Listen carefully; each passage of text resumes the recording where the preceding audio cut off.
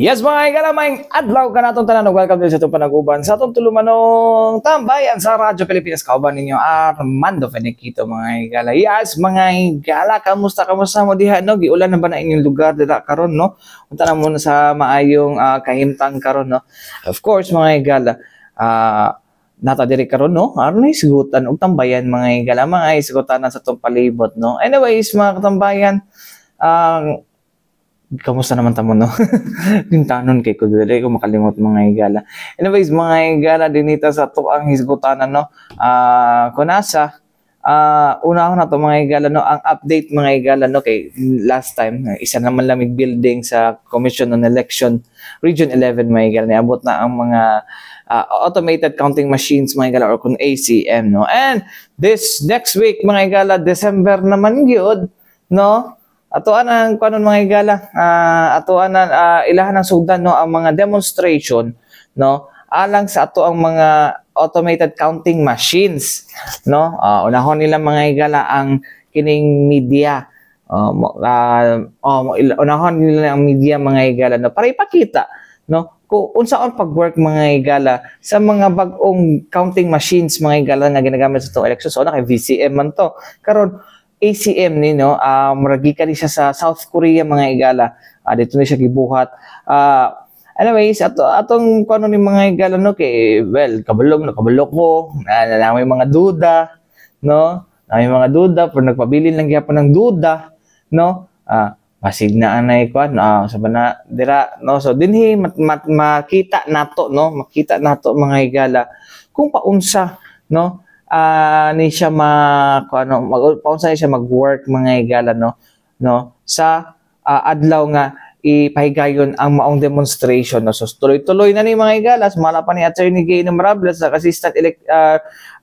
Assistant Regional Election Director mga higala sa COMELEC 11 mga higala. So anyways mga higala, di ata maglangan ato na paminahon mga higala, Attorney Gay Innombrables ang Assistant Regional Election Director sa COMELEC 11. Plan kasi si Chair of coming here in Davao City and mag-attend sa amo ang voter education sa mga first-time voters na to din sa City High, Davao City National High School. And kaya nag-invite karon this is an open invitation for everyone na magpa-press con si Chair on December 7 sa City High. Siguro mga 10 in the morning.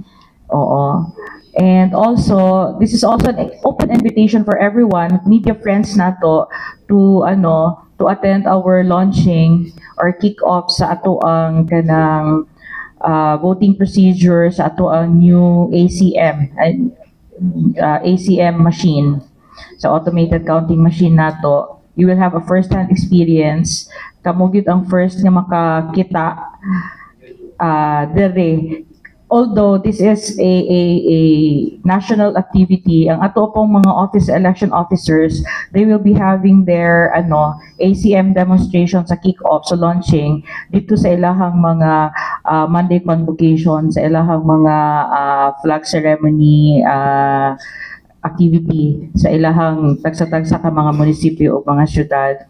And sa province also, sa probinsya po sa Monday convocation. So gihimo ni sa COMELEC kay para ma-reach gyud ang tanang tao, mapakita nato ang makina nga bag-o nga naay mga features na gipangayo sa mga tao nga wala previously sa amo ang machines na ginagamit during elections. Karon manggod naanay checks sa voting, makita nito ang summary sa vote, so ma-compare na ang data, makita na right after sa voting kasi naamantay katong gitawag og VVPAT, katong voter verification audit trail report, a paper trail, VVPAT, so makita na dito right after kasi sa una walay checking. So, katong resibo nga makita ninyo, utang lang to siya sa sulod sa ballot box. But right now, isa-isahon to siya og scan. So, makumpara kung how many number of ballots ang nagamit and as to the number of VVPAT na print, and makita dito ang summary sa votes na nakuha sa mga kandidato. So dito pa lang daan sa presinto, ma-verify na daan ang number of votes for that particular presinto. So katong mga watchers, at least makita na nila ay ma-verify na dayon. And that is also one of the features na panghambog karon sa new provider sa makina nato. Kay gi-request yun niya sa COMELEC kay mo daw ning gipangayo sa mga tao para ma-verify. That's for transparency. Yun ang yun ang ano ng COMELEC na very transparent talaga tayo, na as early as the end of the voting, we will know already sa result per presinto. So yun, isa yun sa mga features, and you will see it later during our yung sa ACM demonstration nato. We deem it also necessary na i-invite mo kasi mas far ang inyong reach as to information dissemination. Kaya nauna talaga ang media. For Region 11 only kasi we decided here in Region 11 na unahin namin ang media para makatulong, para makatabang sa AMUA in information dissemination. And right after the launching, of course, ang atuang offices of the election officers will be very, very busy katunang voting process, katunang voter education, together with the ACM, katong makina, mag-adto sila sa kada barangay sa ilahang mga munisipyo. Ilagid ng adtuon para mag-conduct og voter education, para maabot gid nato ang pinakalayo nga mga barangay ug tudluan nato ang atuang mga botante on the correct process of filling out the ballots, yung mag-shade sa ballots, mag-feed sa ballot, and at the same time, makita po dito ang procedure, katong transparency, katong sa VVPAT, makita tanan. So I guess from December until end of January, that would be yung pinaka core sa amo ang buhaton in preparation for next year's election. So voter education tayo starting December until end of January. Ang plano kasi sa COMELEC main, mag-start kami November, but then November kasi wala National Convention manggod ang ato ang mga election officers. So wala siya nahimo na starting November mag-start na pud ni sa amo ang voter education with the new machine. So karon nagsiabot na amo ang mga makina for demo purposes. So by December 2, straight na gid na until January 31. Now if you have friends, mga grupo, mga organization na gusto magpa-demo sa amo ang makina, you just send us the request and we will gladly do the demo for you. Yun ang gusto ni Chair para as much as possible taas og kanang makuan ang information, but the correct information on how to vote, the process, and of course you will know kung unsa ka nindot daw sa makina karon. So mga to mga igala ang pahayag ni Attorney Gay Innumerables mga igala nga Assistant Regional Election Director sa COMELEC 11. So mga to yung giingon mga katambayan nga una tawagan ni kaning kung naamoy mga kaila o kuan pwede mo musulat sa COMELEC para i-demo sa inyo. Dapat dinaghan po mo kanang organization kanang daghan ang mga kuan. Pero siguro pwede na siguro mga fraternity, pwede mga actually mga igala ang kuan basi pwede na Ateneo Blue Vote mga igala sa kuan sa pwede nga mo magpa-demo So it's important civil society group, non-government organizations, panawagan ako sa inyo kuan mo magpa-rehistro mo kay para paparehistro mag-signify mo mag-signify mo kung gusto ninyo magpa-demo para makita ninyo kung paunsa mag-work ang automated counting machines. Anyways, may excited po ko this coming Monday, no? Kay para kuan, tawagan ni sa tawagan na mga igala. Para makita gyud nato na how it works, no? Og di na ta mabaguhan mga igala, bag-o ra ba yan? Pero dapat dugay-dugay di siya gipadala na, no? Well, sa bagay, may pa man ang election, no?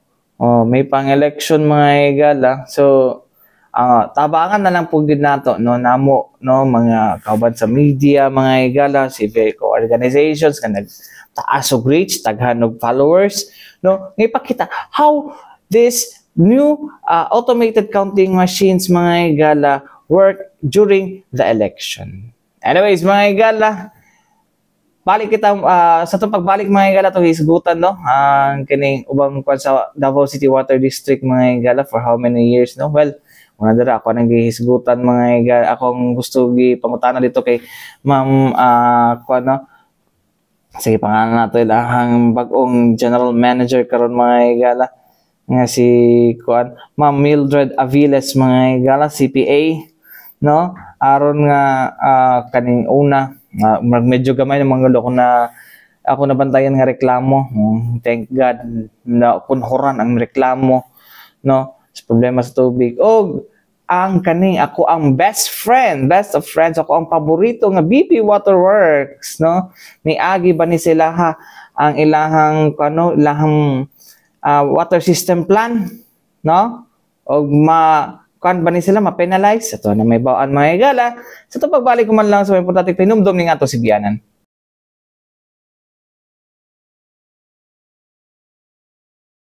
Yes mga igala, balik kita dito sa ito panaguban sa tutulumanong tambayan sa Radyo Pilipinas. Anyways, may tambayan nato ng Davao City Water District, no? Manasa sila ang nahimong, isa sa mga nahimong guests sa sa kapihan sa Bagong Pilipinas last Tuesday, dito silang opisina. Ako ang ipangutanan ni mga igala noong una, marag nabawasan na ginoon sa mga ikon, no? Usay reason why is it na medyo nabawasan ang problema sa kining nabawasan ang problema sa reklamo, no? Sa problema sa kanang hinay ang agas, hanto dulay agas, no, katong mga amigo na ako nga constant ako ang makita kung wala na may kay reklamo, no? Weather lang ba ni unsa ba, no? So dato pod mga igala gibutyag pod ni Ma'am Mildred Aviles mga igala, no, ang bagong general manager sa Davao City Water District, no, nga kuan, no, dako takbang sa ilahang production mga igala ang mga tawagan ni katong ato ang backwater supply facility sa Apogagwa infrastruktura, no, under sa under na siya sa Aboitiz Infra, no? Dako og tabang daw mga igala. So sa karon mga igala, so sa nangutan ako, especially sa kun ang problema magud sa tuod sa una mga igala pag mag-brown out ang mga areas tuol sa kaning mga production well sa DCWD, no, wala mo tay tubig. Mo po na may tabo sa BP Waterworks mga igala pag mag-brown out diha mga igala mawara gid ang tubig mga igala mo nang pingog kanang o sige na taw kanang sana sige tawag kana kanang kalimot ko kanang power ay kanang water interruption na. Di ba kay mo man kwan sa emergency daghay magyaw-yaw mo sa BP Waterworks normal ra na kan labi nagkanang kay perminti mo makuanan didto mo perminti mo mag-brown out usay ay kanang labi nag masagiran ang kwan masagiran ang mga sani masagiran ang mga kanang linya sa kuryente dali ra ka kwan ra kayo ay tawagan ni kanang wala tayo ng tubig, oy. So, mo ako wala pa daw necessity to buy this well, basi nasabtan ako kay yan sila kon man daw ang sufficient man daw ang gihatag sa tawagan ng mga igala Davao Light and Power Company, no? So mo na ang kuan sa to ang DCWD, and then gipangutana pa nako siya mga igala about ani kaning sa BP Waterworks, no, ang tanagi ko, of course, no, I have the chance to ask the general manager of TCWD, no, kung sa yung mechanism ani mga higala. But sad to say, hindi nila pwede ma-penalize it because they don't have the power. Ambot lang daw sa LGU. So sa ato pa, manawagan ta sa LGU. Anyways, may galita lang ano no, ato nang pasudlo no anhimong pahayag no sa anhimong tubag sa mga pangutan ano ngadto kang DCWD o Davao City Water District General Manager Ma'am Mildred Aviles mga higala. Paminaw na to. Ma'am Mildred. Ma'am, tanong ko lang po, it's because for 51 years and in the past months, decades, years, ang daming reklamo with the DCWD, especially kung mag-brown out is nawawala yung supply ng tubig. And right now, parang this past few months, napapansin ko, parang wala na masyadong reklamo. I don't know if it's because of the bulk water facility or ano lang talaga, may nabago na ba sa system. Right now, ma'am, may gensets na ba yung mga ano natin, yung mga production wells natin, especially dyan sa may Tumoy area? Thank you. Sa ngayon, wala pang genset ang aming mga production wells because as of today, we don't find it necessity already since Davao Light and Power is already efficient in providing us, stable in providing us the necessary power as well as ang Apo Agua naman since it's gravity in serving us. So hindi rin ganun kataas no ang konsumo ng power. As far as naman as the complaints of our customers, so magandang improvement talaga ang nangyari noong nagkaroon na ng surface water with Apo Agua. Yung dati nating District 2 in which our problematic area at that time because of the quality of water is now serving our surface water na po yan. So we are already serving them 24/7. So less na po ang experience namin as far as complaints from our customers, especially on District 2. But still, ma'am, do you have any contingency plan po if ever na may bumagsak na power lines doon sa area and then may turbidity that time? Yes po, yes. May contingency plan din kayo for this? Yes. In case there's turbidity and there's a shut-off from the Tamukan or from the Apo Agua, we have naman 74 production wells in which we are only using around 40. So may mga standby wells ngayon which are in A1 condition na anytime that the power is off or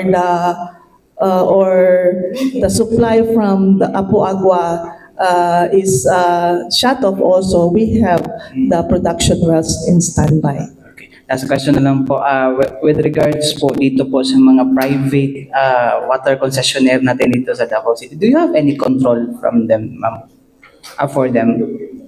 Ano ba kayong control dito sa kanila? Especially yung madalas na nirereklamo na BP Waterworks. Okay, ang water district naman hindi na exclusive. We don't have exclusivity in providing water. So meron din namang mga guidelines that the subdivisions or developers are following. So they have to provide water to the subdivisions that they are developing. If the subdivision would like to turn over their water supply system to the Davao City Water District, they have to pass our standards.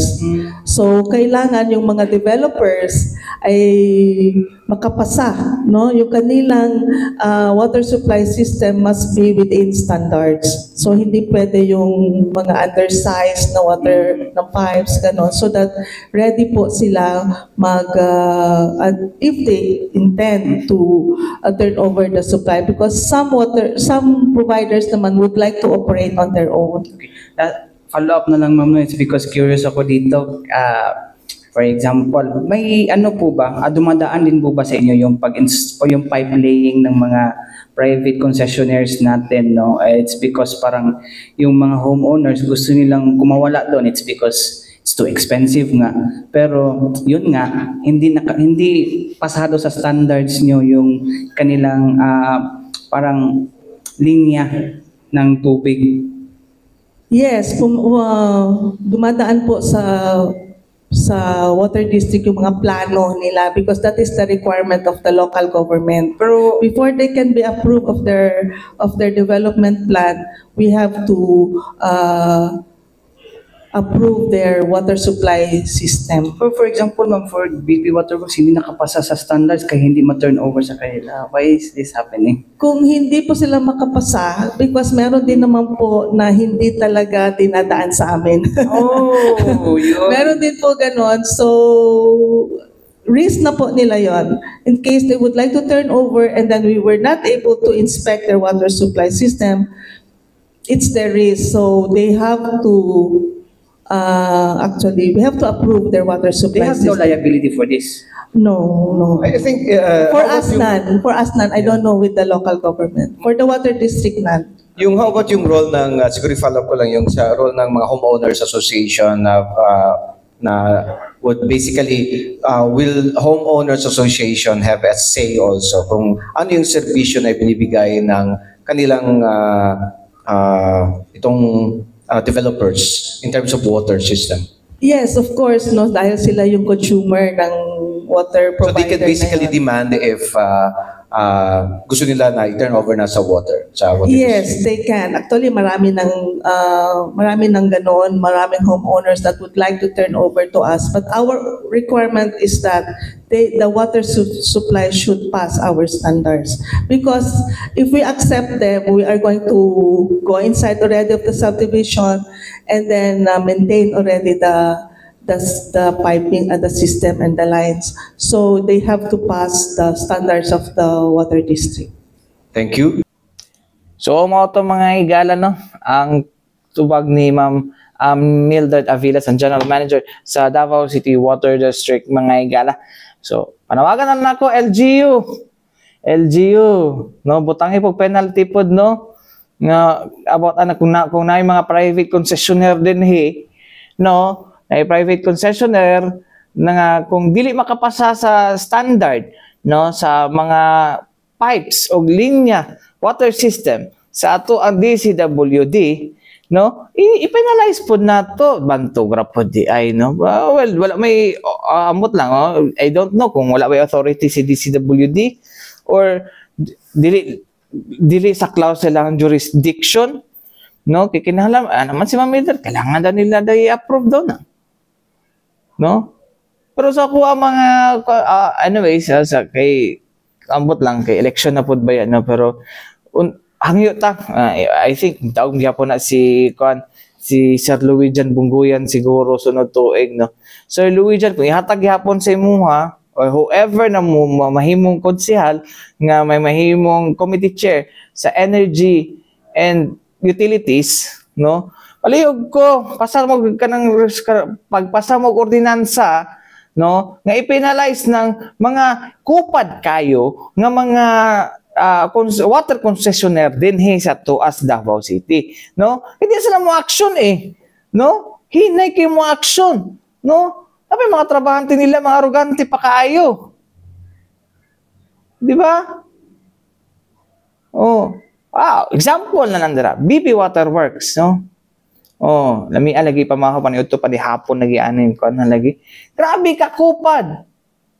Grabe kay kakupad jud mga higala silahang kuan.